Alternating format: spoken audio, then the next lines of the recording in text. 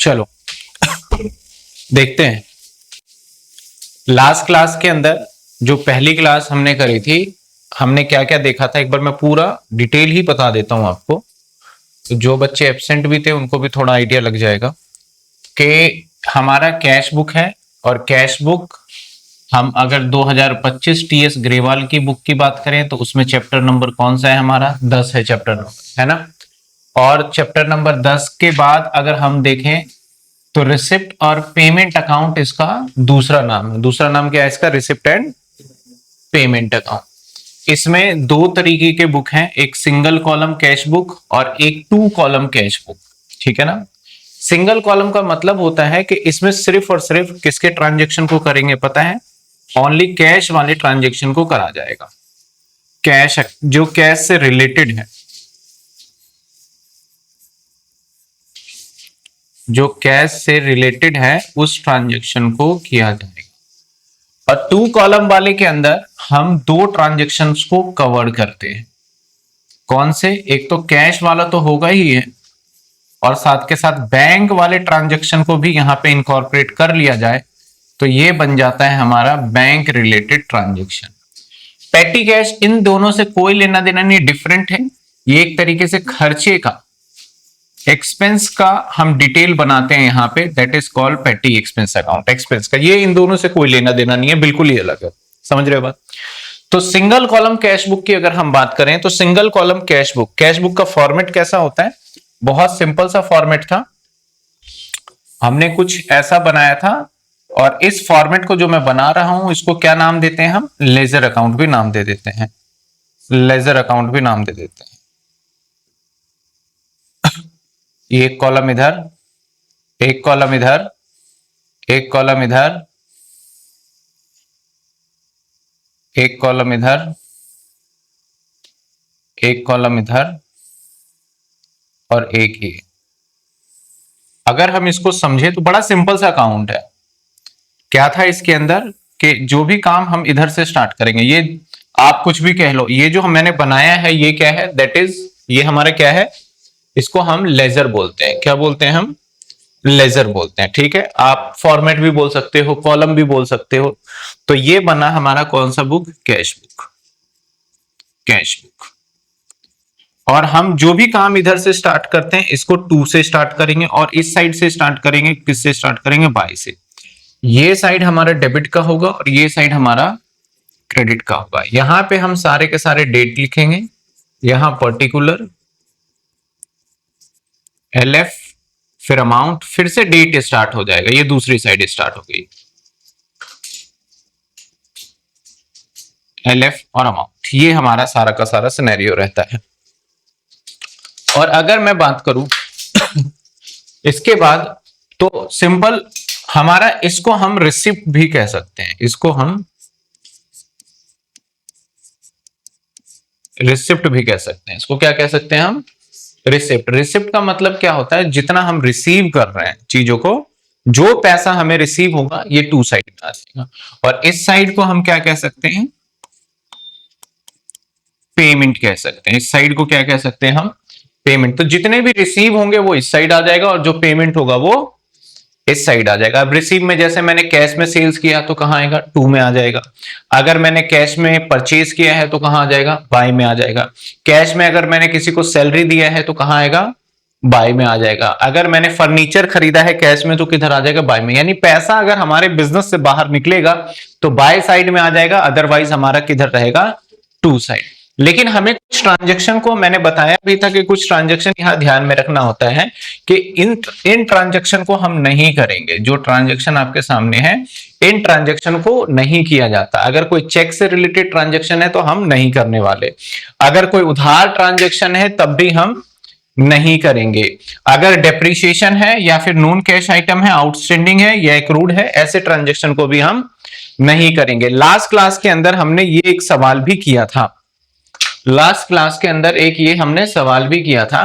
अब इसके अंदर देखा जाए तो सारा काम, जैसे मैंने कहा, सपोज करो मैंने सेल्स किया तो आपने लिखा 2 सेल्स। मैंने कहा सोनाली से पैसे मिले हैं तो लिखा 2 सोनाली। फिर मैंने कहा मशीनरी बेच के पैसे मिल रहे हैं, मशीनरी आपने सोल्ड किए हैं तो आपने बोला सर 2 मशीनरी। ऐसे बाय साइड में फर्नीचर आपका आ गया, सैलरी आ गया, ड्राइंग आ गया, अगर आपने फर्नीचर खरीदा है बाय में, सैलरी दिया, ड्राइंग, ये सारा आ गया। इसके बाद मैंने क्या बताया था, मैं वो चीजें दोबारा एक बार रिपीट करूं। जो साइड ज्यादा होगा उसका आप टोटल करो, जो साइड ज्यादा होगा उसका टोटल करोगे। तो मेरे पास ये वाला साइड ज्यादा है, तो मैं पहले जो साइड ज्यादा, साइड का मतलब या तो इस कॉलम का टोटल ज्यादा होगा या इस कॉलम का टोटल ज्यादा होगा। तो जिस कॉलम का टोटल ज्यादा होगा हम उसको पहले टोटल करेंगे। तो मुझे तो यही नजर आ रहा है, तो 15 और 16,000 रुपए कॉलम का टोटल हो गया। सेम इधर भी हम क्या लिख लेंगे, 16,000 रुपए। और इधर टोटल के जस्ट ऊपर लिखने वाले हैं by balance, by balance CD. क्या नाम लिख रहे हैं हम, बाय बैलेंस सीडी। और सीडी का मतलब होता है डिफरेंस, बैलेंसिंग फिगर।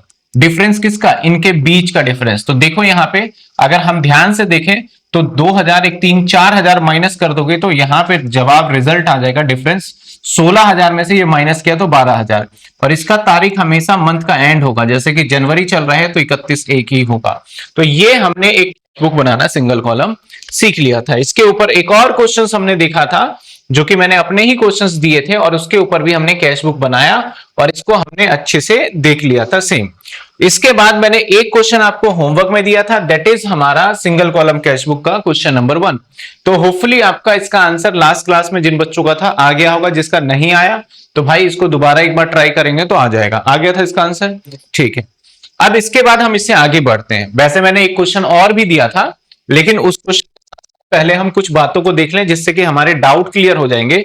और जैसे ही हमारे डाउट क्लियर होंगे तो शायद उस क्वेश्चन के अगर आपके आंसर नहीं आ रहे हो तो क्या पता आपके इसके बाद आंसर आ जाएंगे, है ना, इसका आंसर आ जाएगा। तो चलिए मैं इसको मिटा देता हूं, इस पूरे क्वेश्चंस को।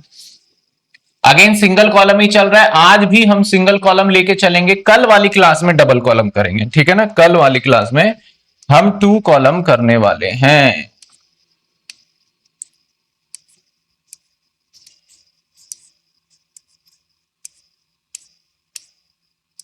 कुछ ऐसे ट्रांजेक्शन है जिससे स्टूडेंट को ना काफी दिक्कत हुई और डाउट आया, उस ट्रांजेक्शन को एक्सप्लेन करते हैं। पहले मैंने कहा लिखा है यहां पे ओपनिंग बैलेंस। एक तो ये पॉइंट आ जाता है कई बार, ओपनिंग बैलेंस। आइए समझते हैं कि ओपनिंग बैलेंस होता क्या है। ओपनिंग बैलेंस होता क्या है, तो अगर मैं ओपनिंग बैलेंस की मैं बात करूं, अगर मैं ओपनिंग बैलेंस की बात करूं तो ओपनिंग बैलेंस को किसने नाम से जाना जाता है, ये देखिए। ओपनिंग बैलेंस को हम जानते हैं सिर्फ बैलेंस। अगर इस डेट पे अगर कोई कह रहा है कि भाई ये बैलेंस है तो इसे ओपनिंग बैलेंस बोलेंगे। अगर इस डेट पे कह रहा है कि ये बैलेंस है, ठीक है।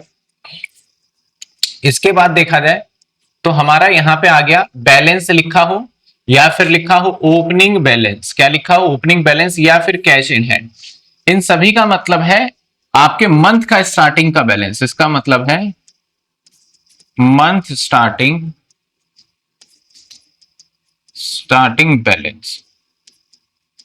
जो मंथ होगा उसके स्टार्टिंग का बैलेंस होगा, मंथ के स्टार्टिंग का बैलेंस है। इन सभी का मतलब यही है।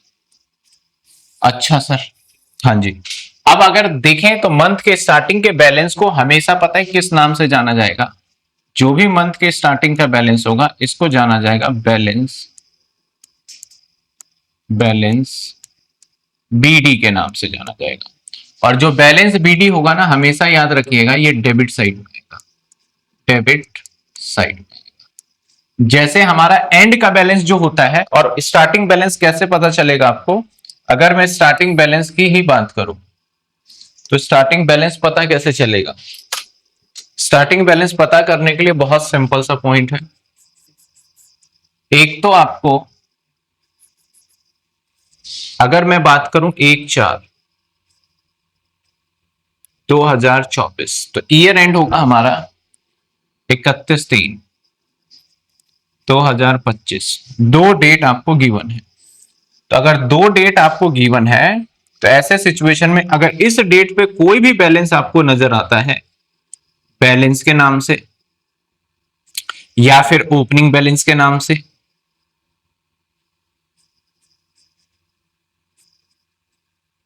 या फिर आपका बैलेंस बीडी के नाम से। कोई भी बैलेंस अगर नजर आता हो इस नाम से तो आप समझ जाइएगा जो ये बैलेंस है ये कौन सा बैलेंस है हमारा, दैट इज ओपनिंग बैलेंस है। और इस डेट पे, और इसको किस नाम से डिनोट करोगे जब अकाउंट में जाओगे, तो बैलेंस किस नाम से लिखोगे, बैलेंस बीडी के नाम से लिखोगे। और लास्ट में जो बैलेंसिंग फिगर आप निकालते हैं उसको किस नाम से लिखते हैं, बैलेंस सीडी के नाम से लिखते हैं। समझ में आई बात आपको, यहां तक कोई दिक्कत? तो इसी क्वेश्चन में देखो मेरे पहला ही लिखा हुआ है ओपनिंग बैलेंस, तो ये हमेशा 1 तारीख को होगा, तो मान लेते हैं 1 तारीख, 1 जनवरी ले लेते हैं। और इसको मैं लिखने वाला हूं टू बैलेंस बीडी।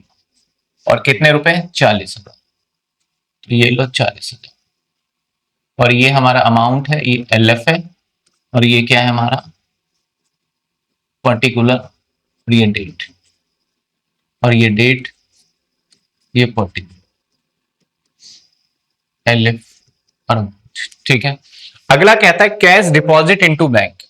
अब बच्चे क्या सोचते हैं, सर आपने तो कैश वाली बैंक वाली चीजें मना करी है, लेकिन आपको ये देखो कैश डिपॉजिट इनटू बैंक का मतलब आपका ये बिजनेस है और मान लो ये बैंक है। तो अगर बिजनेस से पैसे बाहर गया तो हम बाय में लिख देंगे, यानी बैंक में अगर जमा भी हो रहा है तो बिजनेस से तो बाहर गया ना आपका। और ये भी हो सकता है कि बैंक से आप निकाल लो इधर आ जाए, तो फिर टू में आ जाएगा। यानी कैश अगर हमारे पास आता है तो टू साइड में लिख देंगे, और कैश हमारे पास से जाता है तो कहां लिखेंगे, बाय साइड में। तो यहां कहता है कैश डिपॉजिट किया, तो भाई मेरे पास से तो कैश निकल गया होगा। मान लेते हैं कि 1 तारीख को ये भी एंट्री 1 को ही किया है, तो 1 तारीख बाय बैंक लिखेंगे, क्योंकि कैश बुक के अंदर कैश वर्ड आ ही नहीं सकता, इस बात का ध्यान रखिएगा। 2000। अगला कहता है कैश विड्रॉ किया बैंक से, तो अब विड्रॉ किया होगा तो क्या हुआ होगा, हमारे पास पैसा आया होगा, तो कहां लिखेंगे हम, टू साइड में लिखेंगे। और टू किस नाम से लिखा जाए, टू बैंक, टू बैंक। कितने तारीख को साहब, 2 तारीख। कितने रुपए, 1,000 रुपए। क्या समझ में आया आपको? भले ही इस ट्रांजैक्शन के अंदर बैंक आ रहा है, लेकिन बैंक का मतलब वो नहीं है कि हम बैंक वाली एंट्री है, ठीक है ना। बैंक का मतलब जैसे किसी से हमें चेक मिला या हमने किसी को चेक दिया, तो वो बैंक वाली ट्रांजैक्शन मानी जाएगी हमारी। अगला कहता है कैश विड्रॉ किया है मैंने फॉर पर्सनल यूज। विड्रॉ किया है तो बिजनेस से तो पैसा गया है, तो इसको कहां एंट्री करने वाले हम, बाय साइड में। बाय किस नाम से, ड्रॉइंग के नाम से। अमाउंट कितने का है हमारा, bye drawing drawing drawing drawing 500 रुपए। समझ में आ रहा है यहां तक आपको? और डेटेड क्या है बाय ड्रॉइंग का, 3 तारीख, 3/1। ठीक है। इसके बाद ये भी कर लिया हमने, ये भी कर लिया हमने, ये भी कर लिया। Income tax, income tax is also a drawing. Income tax को बारे में कुछ बोले या ना बोले, इसे क्या बोलेंगे, ड्रॉइंग। जनरल एंट्री में बताया था, तो ड्रॉइंग ही है, तो ये भी कहा जाएगा बाय साइड। तो आप यहां पे बाय ड्रॉइंग लिख दीजिए,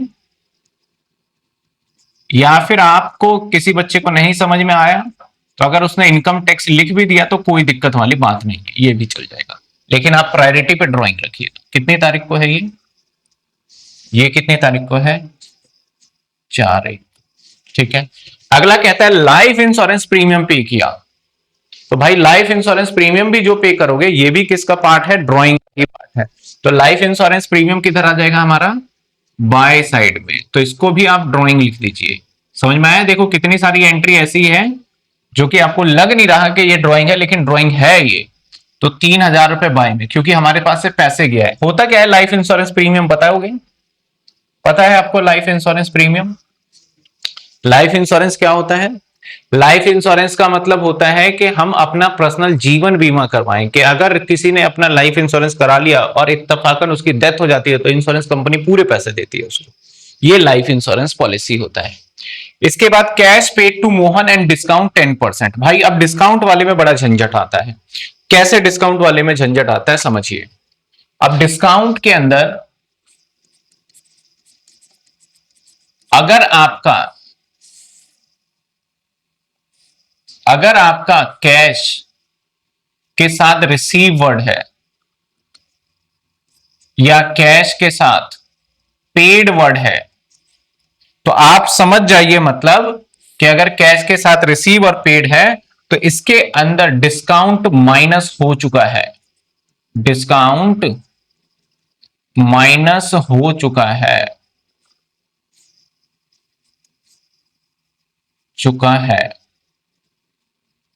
समझे बात?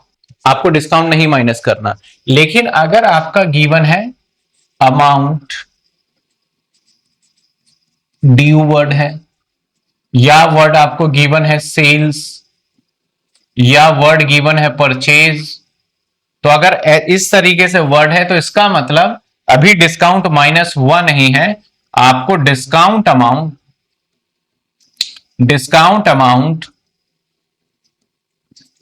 माइनस करना होगा, डिस्काउंट अमाउंट आपको माइनस करना होगा। समझ में आई बात आपको? तो देखिए, जब तक सेंटेंस नहीं देख लेते तो समझ में कैसे आएगा भाई। कहता है कैश पेड, कैश के साथ क्या वर्ड आ गया? पेड आ गया, और आगे कहता है 10% डिस्काउंट भी है। तो क्या डिस्काउंट को अब हमें कुछ करना है? नहीं करना है, क्योंकि ऑलरेडी हो चुका है इसमें डन। तो कैश पेड किया है मोहन को, तो बाय साइड में मैं लिखने वाला हूं बाय मोहन। कितने रुपए आएंगे मोहन में? 10,000 रुपए। समझ में आई बात आपको? तो ये आ गया हमारा कितने तारीख को? 6 को। इसके बाद अगली एंट्री पे जाते हैं, तो कहता है गुड्स बेचा 50,000 का एंड डिस्काउंट 10%। क्या रिसीव और पेड कुछ है यहां? नहीं है। तो अब डिस्काउंट माइनस करके एंट्री करोगे आप, तो 50,000 में से 10% घटा दोगे तो बचे कितने? 4500। कितने बचे? 45,000 बचेंगे, है ना?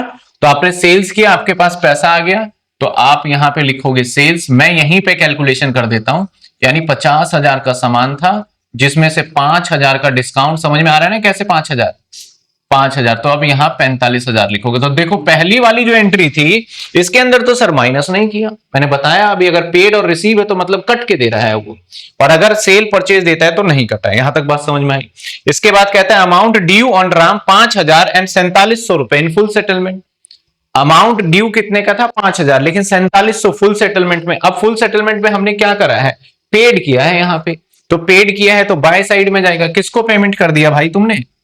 किसको पेमेंट कर दिया? बाय राम को पेमेंट कर दिया। कितने रुपए? 4700। तारीख क्या है? 8 तारीख। बताइए यहां तक समझ में आया कि नहीं आया? यहां तक समझ में क्लियर है? तो कई बार डिस्काउंट, ड्रॉइंग, ऐसी एंट्री जो कि आपको क्वेश्चन नंबर 3 में और क्वेश्चन नंबर 2 में देखने को मिला होगा। अगर इस वजह से क्वेश्चन रुक रहा है तो अब दोबारा करेंगे तो कभी भी नहीं रुकेगा आपका। समझ में आई बात आपको? समझ में आया? क्लियर है? अब टोटल कैसे करेंगे बताओ? ज्यादा बड़ा टोटल कौन सा लग रहा है आपको? डेबिट का या क्रेडिट का? डेबिट का टोटल ज्यादा अमाउंट लग रहा है या क्रेडिट का? बताओ, डेबिट का ज्यादा है या क्रेडिट का? डेबिट का है। तो 40,000 अकेला ही है भाई, 1,000 और 45,000, तो ये आ गया 86,000, है ना? कितने आ गए? 86।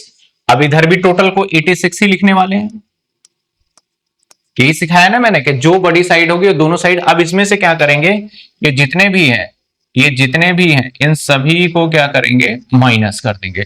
तो 86 में से माइनस कर दो 2,000, माइनस कर दो 500, माइनस कर दो 1,000, माइनस कर दो 3,000, माइनस कर दो 10,000, माइनस कर दो 4700। तो भाई मेरे पास जो बच रहे हैं ना, वो क्या है? बचा हुआ बैलेंस है 64,800। इसको कैसे लिखेंगे बताओ?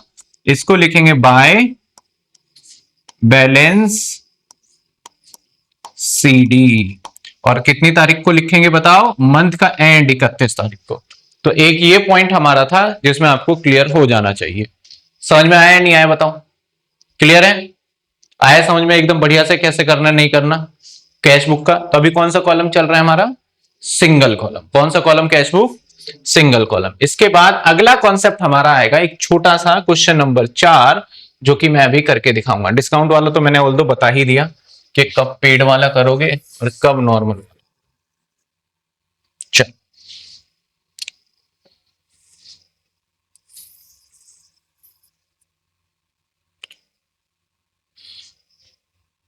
अब देखिए, अब ध्यान से देखिएगा। ये एक टॉपिक है जो कि क्वेश्चन नंबर आपको 4 में देखने को मिलेगा, और मेरा मानना है जब पेपर टफ बनता है तो ये वाला पॉइंट एग्जामिनर जरूर देता है कैश बुक। क्वेश्चन में क्या कहता है, रिटेन अमाउंट। रिटेन अमाउंट का मतलब क्या है, चलिए पहले मैं कुछ चीजें लिख दूंगा और उसके बाद जब आप आंसर देंगे तो आपको खुद ही पता चल जाएगा कि क्या कहना चाह। आपके सामने मैं एक कैश बुक बना रहा हूं और इसी के अंदर कुछ अमाउंट भी डाल देंगे।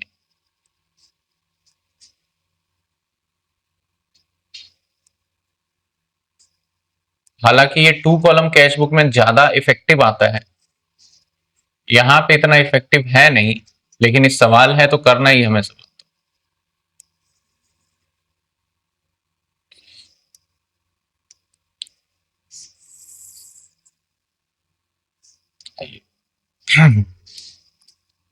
ये है कैश बुक, ठीक है। यहां पे मैंने लिखा टू सेल्स, टू सेल्स मान लेते हैं 10,000। हमने कितने का सेल्स किया, 10,000 रुपए का सेल्स कर दिया। अब यहां पे बाय साइड में लिख देते हैं बाय परचेज, मान लो 1,000, और बाय साइड में मैं रेंट पेड भी लिख देता हूं। सपोज करो रेंट मैंने दिया, मान लेते हैं 1,000।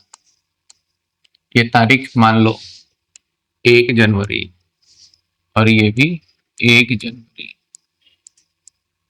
1 जनवरी। समझ में आ रही बात। अब भाई इसके अंदर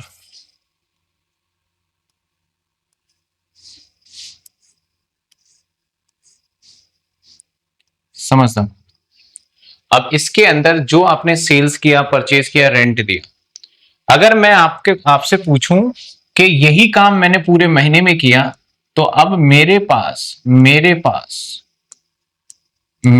पास बताओ बैलेंस कितना है। मेरे पास बैलेंस कितने हैं बता दो मुझे, कितने रुपए मेरे पास बचे हुए हैं। तो आपका जवाब है सर 10,000 आपने लगाए, आपके पास थे 10,000, जिसमें से 2,000 तो आपने खर्च हो गए, तो आपके पास जो बैलेंस बचा है वो कितना बचा है, 8,000। बैलेंस कितना बचा हमारे पास, 8,000। ये सबको समझ में आ रहा है, बैलेंस 8,000 है। अब कई बार दुकानदार के पास जब भी कभी पैसे बच जाते हैं ना दुकान में, देखो दुकानदार पता है क्या करता है, डेली सेल्स करता है। अब जो सारा कैश आता है दुकान में नहीं छोड़ता, जितना दुकान में खुले पैसे के लिए जरूरत पड़ती है, क्योंकि दुकानदार को पता है कोई ग्राहक 500 का नोट लेके आएगा, कोई 200 का नोट लेके आएगा, 100 का नोट लेके आएगा, तो जितने पैसे की जरूरत पड़ती है, छुट्टे पैसे बोल लो, खुले पैसे बोल लो, खुदरे पैसे बोल लो, जितने भी पैसे जरूरत पड़ेगी वो रख लेता है। मान लेते हैं मुझे 500 रुपए की, या मान लेते हैं कि 1,000 रुपए मुझे जरूरत पड़ सकती है।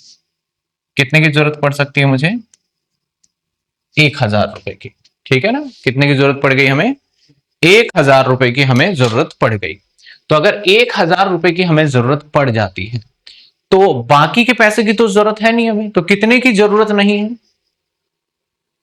कितने की जरूरत नहीं है, 7,000 की। तो 8,000 में से मैंने कहा कि भैया 1,000 रुपए की मुझे जरूरत है। अगर मैंने कहा कि 1,000 रुपए की मुझे जरूरत है, तो मैं इस सेंटेंस को लिखूंगा कि written in the business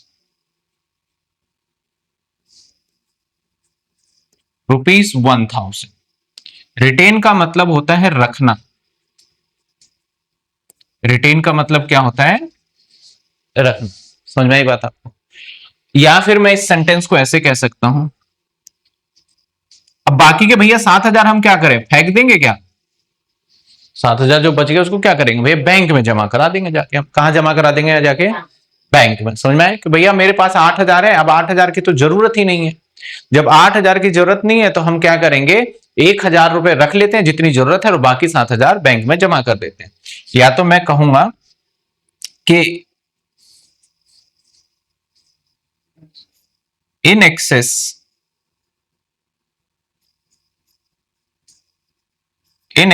of 1,000 deposit into bank. अब सेंटेंस देखो क्या कह रहा है, 1000 रुपए से इन एक्सेस ऑफ 1000 का मतलब 1000 रुपए से जितने ज्यादा हैं उसको क्या करिए, बैंक में जमा। तो बैंक में बताओ कितना जमा करोगे, 7000। कितने जमा करोगे? तो इसके अंदर आप कैसे निकालोगे? सबसे पहले आपको बैलेंस पता होना चाहिए। तो आपको बैलेंस पता है कि भाई मेरे पास बैलेंस बच रहे हैं 8000 और 1000 बचाने हैं। तो बचाने वाले पॉइंट को ही तो क्या कहते हैं, बैलेंस। तो इस क्वेश्चन के अंदर आपको बैलेंस सीडी गिवन है। मजे की बात, कितना बैलेंस सीडी है पहले ही बता रहा है, 1000। बैलेंस सीडी कितना बता दिया पहले ही उसने। उसने जब कहा इतने पैसे बचा लेना तो मतलब बैलेंस सीडी दे रहा है वो। बचाने का मतलब क्या है, बैलेंस सीडी। तो इसके आगे डेट आ गया हमारा कितने, 31/1 जो भी ईयर होगा। अब देखो ये डिफरेंस मैच नहीं होगा, 7000 कम पड़ रहे होंगे। तो बाय साइड में अब हम इसको बैंक से जमा कर देंगे, बैंक से जमा कर देंगे और ये मेरा बैलेंसिंग फिगर होगा। मतलब आंसर ये आएगा, कितने जमा कर देंगे हम जाके, 7000। किस डेट पे होगा ये भी काम, 31 तारीख को होगा। ये भी काम कितनी तारीख को होगा, समझ में आई बात आप, ठीक है, यहां तक समझ में आए।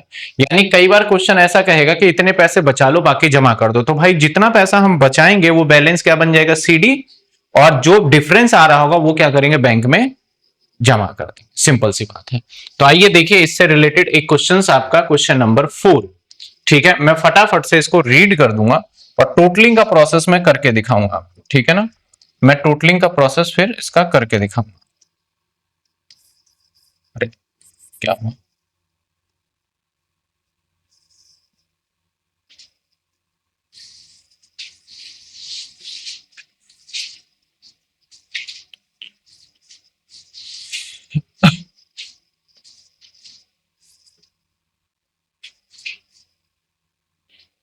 ये देखिए पहला वर्ड क्या है, कैश इन हैंड। इसको कैसे लिखेंगे, बैलेंस बीडी के नाम से, मैंने बताया कैश इन हैंड होगा। तो ये देखिए पहली तारीख को हमने क्या करा, कैश इन हैंड, पहली एंट्री में कोई डाउट।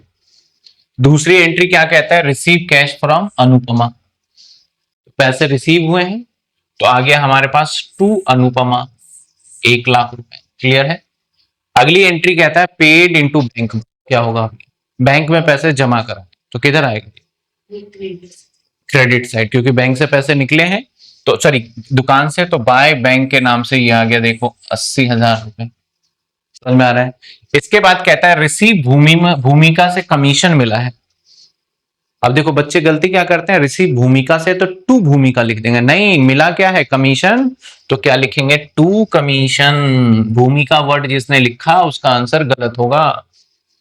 समझ रहे हो बात को, यहां तक कोई दिक्कत। अगला पॉइंट क्या कहता है हमारा, अगला पॉइंट कहता है पेड वेजेस। अब ये बताओ कहां आएगा, बाय साइड में आएगा, बाय साइड में आएगा ना। तो बाय वेजेस के नाम से आ गया, ये रहा आपके पास। इसके बाद कहता है विड्रॉ फ्रॉम बैंक, बैंक से गया और पैसा निकाल के लिया है। अब पर्सनल यूज होता तो ड्राइंग होता, पर्सनल यूज नहीं तो वही बिजनेस में पैसा आ गया।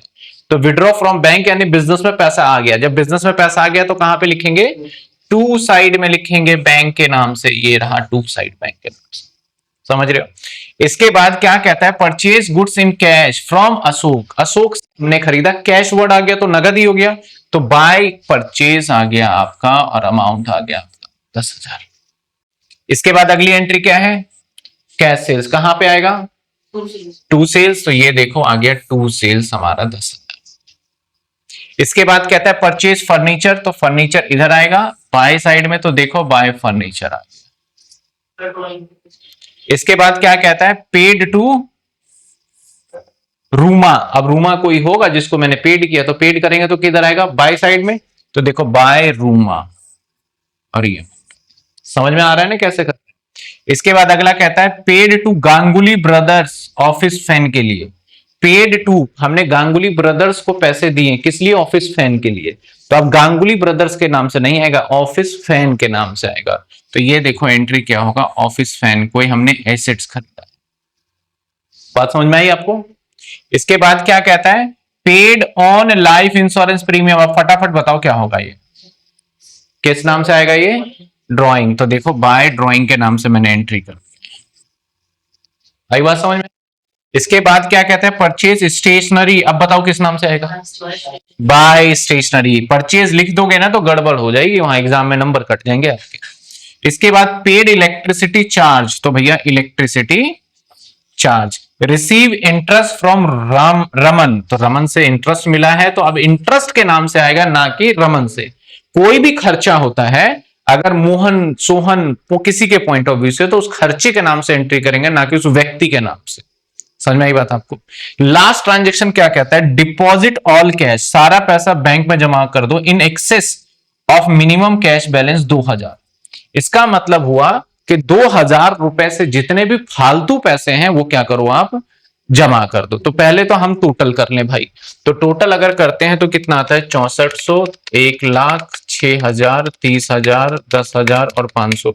ये टोटल आ गया हमारा, टोटल आ गया 152,900। ये टोटल आ गया हमारा 152,900, और इधर भी लिख देंगे 152,900। अब इसमें से इसको माइनस करके पहले देख ले बच कितना रहा है, -80,000, -30,000, -10,000, -10,000, -4,000, -1,200, 1,500, 800, 1,000, 500, 100, 11, 800। ये तो मैंने आंसर लिख रखा है, इसे हटा देते हैं, ये नहीं है, ठीक है। -2,000 तो +2,000। देखा जाए तो मेरे पास टोटल पैसा बैलेंस जो बच रहा है वो बच रहा है 13,800। मैंने सब कुछ माइनस किया ना, इनफैक्ट ये 2,000 भी मैंने माइनस अभी नहीं देखा। तो मैंने देखा कि मेरे पास टोटल पैसा कितना बच रहा है, 13,000। तो जिसमें से 2,000 तो सवाल कह रहा है बचा लो, जो हो गया बैलेंस CD। अब कितना पैसा मैं बैंक में जमा कर सकता हूं, 13,800 में से 2,000 तो बचा ही लिए, तो कितना जमा कर सकता हूं। तो बाय साइड में आप लिखोगे बाय बैंक, कितने अमाउंट बताओ, 11,800, जो कि आपका आंसर भी देखो यहां पे दिख जाएगा, 11,800 और 2,000 बैलेंस CD। तो ये हमारा था ओवरऑल सिंगल कॉलम कैश। ठीक है, 4 ही क्वेश्चन है इसके, और ये हमने चारों क्वेश्चंस, मैंने 2 फर्स्ट दे दिया था, सेकंड और थर्ड भी होमवर्क में रहेगा, हो जाएगा अब आपसे, और फोर्थ भी है। ये सिंगल कॉलम कैश बुक खत्म हो गया। इसके बाद हम अगली क्लास के अंदर पढ़ने वाले हैं 2 कॉलम कैश बुक। बस 2 कॉलम, सिंगल कॉलम अगर आपको आ गया तो 2 कॉलम भी बड़ा ही आसान आ जाएगा, 1-2 पॉइंट कॉम्प्लिकेटेड होगा। और मैं कल 2 कॉलम कैश बुक करवाऊंगा, कितने बजे, जो क्लास नॉर्मल क्लास TTS में लेता हूं उस टाइम पे तो होगा ही होगा। ठीक है, तो चलिए अब जितना पार्ट आपको